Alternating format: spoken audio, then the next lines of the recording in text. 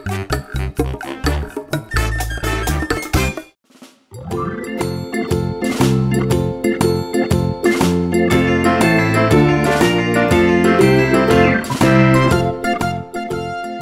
yaptığımız kavramlara bu hafta bir yenisini daha ekliyoruz. Her zaman olduğu gibi önce halka kulak vereceğiz. Ardından da kavramın tanımını yapacağız. Bu hafta ele alacağımız kavram ise etnik.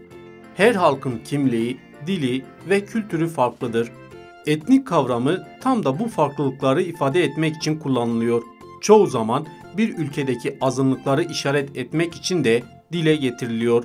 Peki bu kavram sokakta nasıl biliniyor? Halka göre etnik nedir?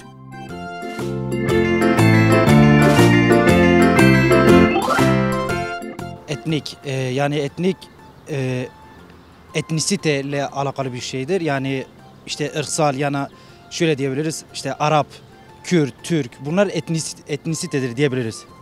Yani etniktir diyebiliriz. Etnik yani ırk, kök demek. Yani örnek veriyorum Türk, Kürt, Arap, Çerkez, Laz. Hani farklı ırklar vardır tabii. Bir ırka bağlı olmak anlamına geliyor.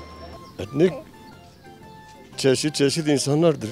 Yani Araplardır, Afrikalılardır, Zazadır, Ermenidir, Kürttür, Türktür, Fars'tır.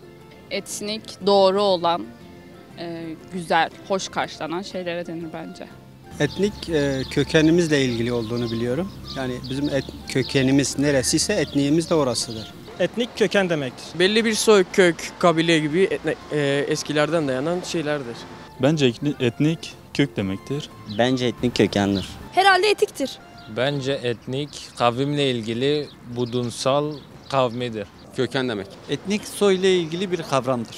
Etnik aynı kökten gelmek diye tabir ediyorlar. Bence etnik kök demek, köktür.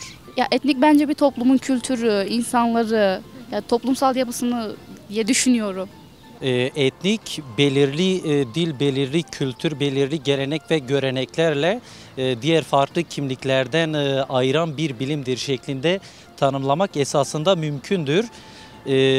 Günümüzde genelde etnik dil, kültür benzeri şekilde yorumlanmaktadır. Bu şekilde.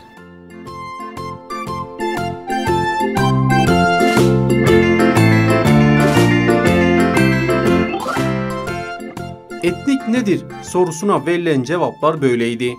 Halk bu kavramı insan çeşitliliği, köken ve toplumsal yapı şeklinde nitelendirdi.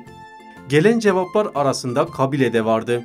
Bakalım verilen cevaplar ne kadar doğru ve etnik kavramının temel tanımı ne?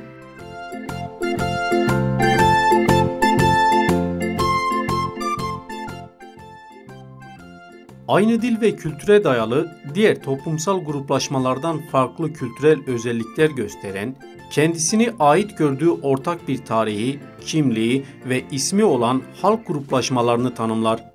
Bu açıdan etnik kavramı herhangi bir ülke sınırları içinde yaşayan, diğer toplumsal gruplaşmalardan farklı bir kökene sahip, dil ve kültür bakımından kararlı bir birlik oluşturan halk gruplaşmalarını dile getirir.